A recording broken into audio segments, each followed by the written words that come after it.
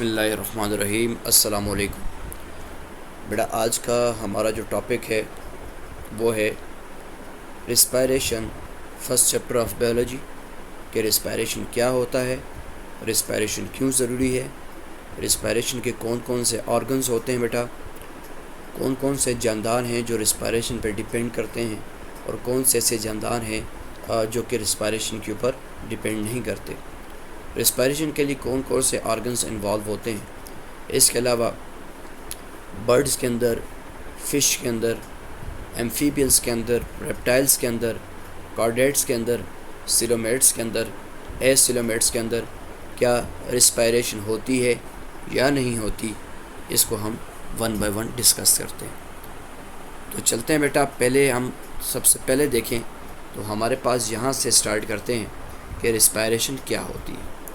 بیٹا، respiration ایک ایسا process ہے جس کو گیشیز ایکسچینج بھی کہا جاتا ہے۔ سمپل اس کو ہم یہ کہہ سکتے ہیں کہ exchange of carbon dye oxide and oxygen in human body, یعنی ہیومن باڈی کے اندر آکسیجن کا آنا اور کاربن ڈائی آکسائڈ کا ریلیز ہو جانا، اس کالڈ گیشیز ایکسچینج، اور اس ہول پروسیس کو ہم کہتے ہیں سیلولر ریسپائریشن۔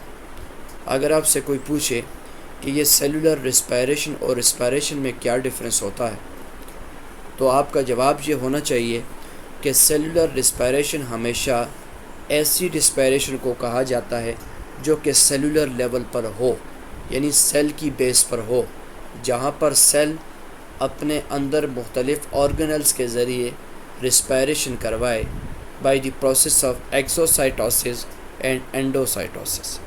اور جو ریسپائریشن ہیومن باڈی کے اندر میجر ریسپائریشن ہوگی وہ ہوگی فوڈ کی بریک ڈاؤن سے اور انرجی کی ریلیز ہو جانے سے۔ یہ دونوں میں ایک کامن ڈفرینس ہے۔ بیٹا، ریسپائریٹری سسٹم ہمارے پاس ہیومن باڈی کی بات کریں تو دو ٹائپس کے ہوتے ہیں۔ ایک کو ہم کہتے ہیں اپر ریسپائریٹری سسٹم، ایک کو ہم کہتے ہیں بیٹا لوور ریسپائریٹری سسٹم۔ اگر ہم بات کریں اپر ریسپائریٹری سسٹم کی تو یاد رکھیے گا، upper respiratory system consist of nose which is the external and visible part of human body, pharynx and larynx, لیکن لیرنگس کا وہ پورشن جو کہ وائس باکس یعنی ووکل کارڈز کے اوپر والا پورشن ہوگا، وہ سارا کا سارا اپر ریسپائریٹری سسٹم میں آئے گا۔ اگر ہم بات کریں لوور ریسپائریٹری سسٹم کی تو بیٹا لوور ریسپائریٹری سسٹم ہمارے پاس سٹارٹ ہوتا ہے لیرنگس سے، پھر ووکل کارڈ کا نیچے والا یعنی ووکل کارڈ سے نیچے والا حصہ، یہ سارا لوور ریسپائریٹری سسٹم میں آ جائے گا۔ ساتھ ہی ساتھ ٹریکیا، برونکائی، برونکیولز، اس کے علاوہ other system such as diaphragm جو کہ dome shape structure and muscular structure human body کے اندر پایا جاتا ہے، جو کہ بریتھنگ میں بہت میجر رول پلے کرتا ہے۔ اس کے علاوہ انٹرکاسٹل مسلز جو کہ ربس کو کنٹریکٹ اور ریلیکس کرنے میں ہیلپ کرتے ہیں۔ یہ ہمارے پاس ہوگا ہیومن ریسپائریٹری سسٹم، جو کہ دو کمپوننٹس پر مشتمل ہے۔ لیٹ سپوز ہمارے پاس ایک ڈائیگرام ہے ہیومن باڈی کی، جس میں ہم ون بائی ون جو ہے وہ پارٹس کو ڈسکس کرتے ہیں۔ بیٹا ہیومن ریسپائریٹری سسٹم سٹارٹ ہوتا ہے آپ کا نیزل کیویٹی سے۔ کہاں سے بیٹا؟ سٹارٹ ہوتا ہے نیزل کیویٹی سے اور اورل کیویٹی سے۔ یہ آپ کے پاس دونوں آ کر ایک ہی پوائنٹ پر ملتی ہیں۔ اس کا مطلب ہے کہ ہم ناک سے بھی سانس لے سکتے ہیں اور منہ سے بھی سانس لے سکتے ہیں، لیکن ناک سے سانس لینے کا فائدہ یہ ہوتا ہے کہ نوز کے اندر پائے جانے والے میوکس اینڈ سیلیا بہت سارے micro organism and dust particles کو ٹریپ کر دیتے ہیں، جس کی وجہ سے وہ سارے کے سارے microbes and dust particle human body کے اندر ڈائریکٹلی جا نہیں پاتے۔ اس وجہ سے ہیومن باڈی کے اندر جو ہوا جاتی ہے وہ فریش جاتی ہے۔ اس کے بعد اگر ہم بات کریں تو دوسرا پورشن آپ کے پاس آتا ہے فیرنگس اینڈ دین لیرنگس۔ لیرنگس کے ساتھ یعنی لیرنگس کے اندر ہی پایا جاتا ہے وائس باکس، جو کہ ووکل کارڈز پر کنسسٹ ہوتا ہے اور یہ ساؤنڈ بناتا ہے۔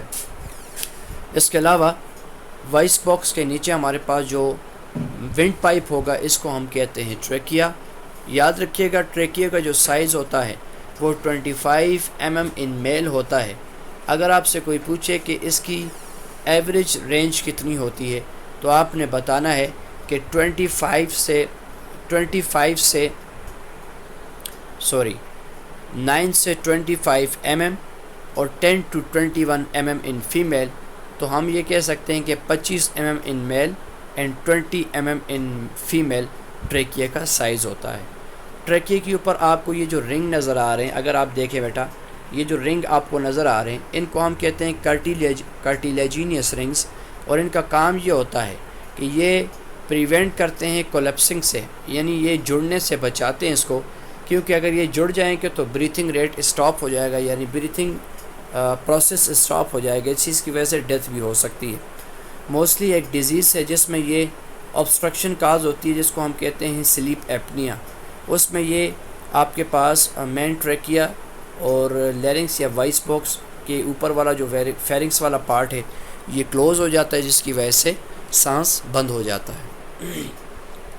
اس کے بعد اگر ہم بات کریں لنگس کی، تو ہیومن باڈی کے اندر سب سے لائٹسٹ آرگن لنگس کو کہا جاتا ہے.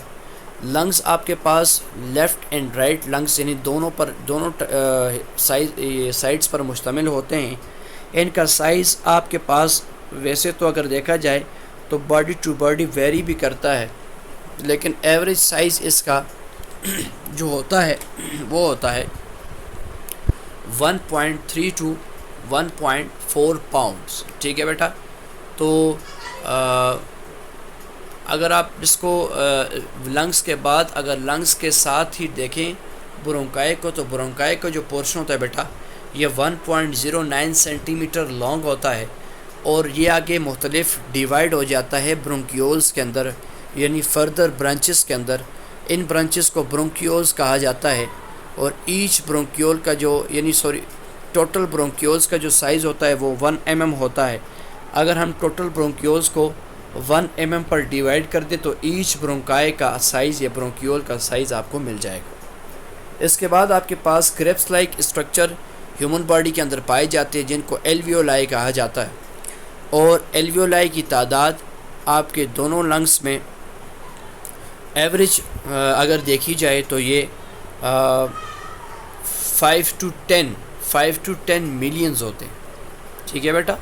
اس کے بعد آپ کی دیکھی جائے تو لنگس آپ کے پاس انکلوز ہوتے ہیں چیسٹ کیویٹی کے اندر، جو کہ مشتمل ہوتی ہے ربس کے اوپر اینڈ انٹرکاسٹل مسلس کے اوپر. ربس آپ کے پاس کیا ہوتی ہیں؟ پسلیاں ہوتی ہیں جو کہ 24 ہڈیوں سے مل کر بنی ہوتی ہیں. درمیان میں ایک مین ہڈی ہوتی ہے، اس کو اسٹرنم کا نام دیا جاتا ہے. تو ٹوٹل نمبر آف ربس آپ کے پاس بنتی ہیں 25. ناؤ ڈائفرام. بیٹا ڈائفرام وہ ڈوم شیپ اسٹرکچر ہے جس کو مسکولر اسٹرکچر کہا جاتا ہے، اور یہ آپ کے پاس breath in and breath out میں رول پلے کرتا ہے، جس کا سائز آپ کے پاس 75 mm ہو سکتا ہے. بیٹا ریممبر دیٹ ان ٹاپکس میں سے جو مین MCQs آ سکتا ہے وہ ہے what is the accurate size of bronchi? تو 1.09 centimetre. Bronchioles 1 mm. Trachea in male 25 mm in male and trachea 25 mm in female. ٹھیک ہے بیٹا.